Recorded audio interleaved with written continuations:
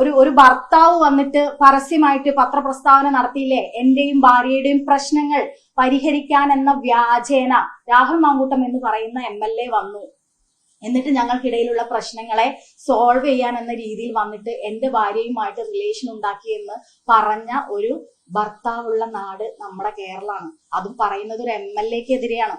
ആ MLA-ക്കെതിരെ ഇത്തരം കാര്യങ്ങൾ പറഞ്ഞ് അപ്പോ ഒരു ഫാമിലിയിൽ പ്രശ്നം ഉണ്ടാവുകയാണ്. രണ്ട് ഭാര്യയും ഭർത്താവും ഒക്കെ ആവുമ്പോൾ പ്രശ്നങ്ങൾ ഉണ്ടാവും എന്നൊക്കെ എല്ലാവർക്കും അറിയാം. ആ പ്രശ്നത്തിൽ ഇടയിൽ കയറി ചെന്ന് അവരുടെ പ്രശ്നം തീർക്കാനെന്ന വ്യാജേന പോയിട്ട് അവരുടെ ഭാര്യമാരെ മിസ്യൂസ് ചെയ്ത് ലൈംഗികമായി ചൂഷണം ചെയ്ത്, നീ ഒരു വിവാഹം കഴിച്ച ആളാണ്, നിന്നെ എനിക്ക് വീണ്ടും, ഞാൻ വിവാഹം കഴിക്കാത്ത ഒരു യുവ MLA ആണല്ലോ, അപ്പൊ ഞാൻ വീണ്ടും നിന്നെ വിവാഹം കഴിക്കണമെങ്കിൽ എന്റെ വീട്ടുകാരും എന്റെ അമ്മയും ഒക്കെ സമ്മതിക്കണമെന്നുണ്ടെങ്കിൽ നീ പ്രഗ്നന്റ് ആവേണ്ടതുണ്ട് എന്നിലൂടെ എന്ന് പറഞ്ഞിട്ട് പ്രഗ്നന്റ് ആക്കുക, എന്നിട്ട് ഗർഭചിത്രം ചെയ്യുക. അവനൊരു ഫാർമസി ഉണ്ടെന്നാണ് ഞാൻ കേട്ടിട്ടുള്ളത്.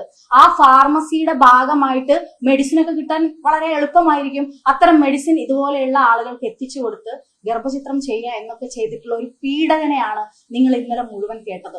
അവര് എന്തെങ്കിലും, അവൻ കഴിഞ്ഞ ദിവസം മുഴുവൻ ഇന്നലെ ഒരു വോയിസ്, ഒരു എഡിറ്റിംഗും ഇല്ലാതെ ഒരു വോയിസ് പുറത്തു വന്നു. ഒരു ഇവിടെ ജനങ്ങളാൽ തെരഞ്ഞെടുത്ത ഒരു ജനപ്രതിനിധിയായ രാഹുൽ മാങ്കൂട്ടം എന്ന് പറയുന്ന MLA-യുടെ ഭാഷ നിങ്ങൾ അതിൽ ശ്രദ്ധിച്ചിട്ടുണ്ടോ എന്നറിയില്ല. ആ സ്ത്രീ പറയുന്നുണ്ട്, എന്നെ നീ തെറി വിളിക്കരുത് എന്ന് പറയുന്നുണ്ട്. എത്ര മോശമായിട്ടാണ് ആ MLA ആ സ്ത്രീയെ തെറി വിളിച്ചിട്ടുള്ളത്? അത് ഇന്നലെ ഹാഷ്മി എന്ന് പറയുന്ന ഒരു വ്യക്തി ഡിസ്കസ് ചെയ്തതിൽ ഉണ്ടായിരുന്നോ?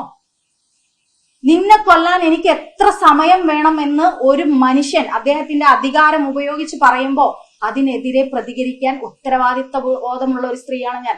അതെന്റെ ഭർത്താവല്ല, എന്റെ ഫ്രണ്ടല്ല, എന്റെ അച്ഛനല്ല, എന്റെ മകനല്ല, ആരായാലും ഞാൻ പ്രതികരിക്കും. അത് എല്ലാ കാലത്തും ഞാൻ പറഞ്ഞു വന്നിട്ടുള്ള സാധനമാണ്. രാഹുൽ മാങ്കൂട്ടം എന്റെ സുഹൃത്താണ് എന്ന് പറയുന്നു. അവന് അറിയാം ഞാൻ എഴുത്തുകാരിയാണ്, സാഹിത്യം എന്റെ പാഷനാണ്.